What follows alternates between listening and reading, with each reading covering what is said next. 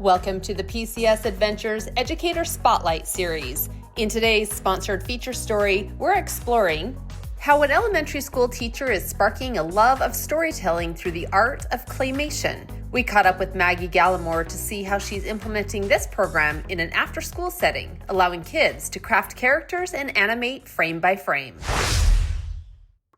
I love doing all things arts, music, etc., drama club, and so this is my third year here and third year teaching, being the music teacher, and then I also teach at our after school program, which is what we use the claymation in, and I did drama club and the claymation this year in our after school program. Okay, and you teach, it's K through 8th is at the school, and did you teach all of the grades? Yes. They all come to you, so all the different levels. Wow. Okay, so I know you got this program in kind of a unique way. So you didn't seek it out, so you didn't go onto our website. Tell me how you ended up with this program. Our after school program is called LEAPS. So our LEAPS director at central office applied for this. She had went to a conference and said that she got to talking to somebody about it and that this was like really fun and really cool. And so then she applied for it, and then we won it. And our school-wide, like our personal school LEAPS director asked me once we were done with our drama club stuff for the year, like, hey, do you want to do the claymation because we won the thing? I was like, yes, I want to do the claymation, of course. All right, so I bet that was super exciting to just get something totally unique to add to your already awesome program. So tell me about your experience using it. What was your reaction when you were unboxing the kit? You're looking through there, you're getting familiarized with all the product that's in there. What were some of those things going through your head? What were your reactions? Well, I thought initially when they asked me, I was afraid that I was going to have to use like my phone camera or get like my personal camera and take like a million pictures and try to upload them to like an iMovie thing or something. So I wasn't quite sure what we were getting when they said we won the kit. But when I saw that the kit came with the cameras, I was really excited that we actually got the cameras that came with it. And then I was even more excited when I pulled out the little booklets that had the codes for the software on it and realized, okay, thank goodness there's a software that goes with this that's going to be easy and usable, and I don't have to do a bunch of like extra stuff that I don't know how to do. Like, it was very user friendly, so I was very excited about that. And how did you find the prep instructions for the program, and how did you incorporate that into your teaching? So like as far as doing the storyboards first and like coming up with the concept, so when we won it, we hadn't received it yet that very first week that I had the kids, which was fine because I could just have them brainstorm. So we didn't use the storyboards because we didn't have them yet, but I printed some things and showed them like what the storyboard was and had them like create, and we like really looked at frame by frame and what's feasible to be able to build, like what's feasible to be able to make. So we did do the storyboard first, and then really from there, I let them sort of have a lot of creative liberty with their little stories. And what were some of those things that they enjoyed doing the most, from building their little characters out of clay to the animation? Kind of walk me through the process and tell me again what ages you did this with. So this was primarily second, third, fourth, and fifth grade. A couple of older kids at times. With our after school program, not every kid stays the same day like every week. So it flip-flopped a little bit for the most part though. It was like second through fifth was the main group that I had. But they were all really excited to build stuff with clay, of course, to begin with, and then showing them other claymations and like, these are movies that were done this style is like really exciting for them. And then actually doing the filming themselves. I started off like I kind of was manning the camera, but then it got to the point where they were able to man the camera themselves and I could like walk away, and they loved doing that and like, okay, move it a little bit more. Okay, move it, like directing and producing their little thing. So that was, once they really got into it and able to do the movements themselves with the camera, I think that was probably their favorite part. Doing something new. They had never done anything like that. Yeah, what were their reactions when they all of a sudden saw what they had come up? They developed with a storyboard, they build the claymation characters, and then they literally see it come to life and move. Can you talk about some of those little aha moments where they're like, wait, what? This is actually a real animation?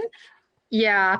So the first couple of kids that got to do it, they were like, show everyone right now, show everyone. So then once I was able to, like, they smiled and they laughed, like once we played it back and saw it.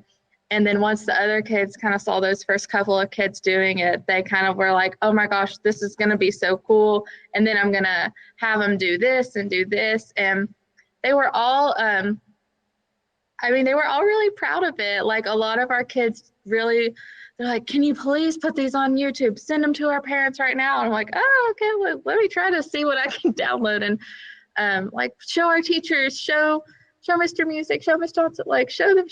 So they were really proud of what they did. And especially ones that have a hard time following through on things. On projects before, I noticed that them actually doing this and having that end product made them feel really proud. What are some of those lifelong skills you think the students will take with them from a program like this? Definitely working together for sure. When you're filming something, especially like with this, it can get frustrating when you have to keep feeling like, oh, I gotta redo it.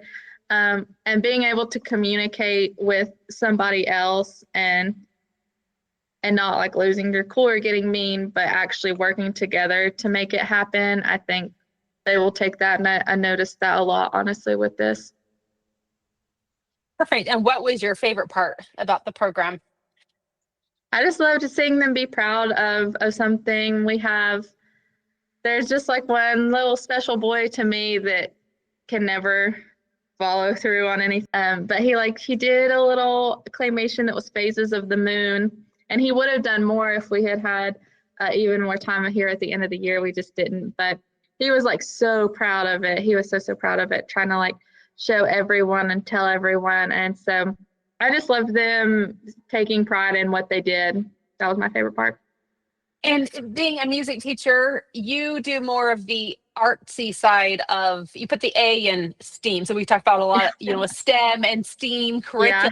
Yeah. So you're the A, right? You're more artsy and you enjoyed that. Can you talk to just other educators out there about just some of those benefits of incorporating more of these STEAM activities where you get these hands-on projects, you get something that maybe is artsy, they're learning so many different things from collaboration to critical thinking and teamwork and all that. Can you talk to that? Yeah, so something that's really important to me, especially as an arts lover and educator, is the soft skills. Math is so important and ELA is so important. But as far as the soft skills go, that's really what keeps a classroom intact, is those soft skills. So you can't teach English or math without having these soft skills mastered, like working together, respect, listening, overcoming something that's hard, that resilience, a love of learning. And I think that the arts really teaches that. And that's why it's so important to keep our arts programs and to have them and to encourage them, because kids that may get frustrated in academics, if they can do something that they love and that they can be successful at, they're gonna come back to the classroom more ready, more open to learning and to overcoming. Why would you recommend this PCS program to other educators? This specific one, like I already said, was super user-friendly for me. I could maybe download iMovie and do something, but I really didn't want to. And so the step-by-step things like the kit, the software, the cameras, it was just super easy for me. And then it was easy for the kids too. I really only had to teach them once, and then they could really do it themselves and be self-sufficient with it. So it was really fun. A big thanks to Maggie, who's creating a passion for hands-on STEAM learning. To listen to more stories from educators like you, visit edventures.com/spotlight. That's EDVENTURES.com/spotlight.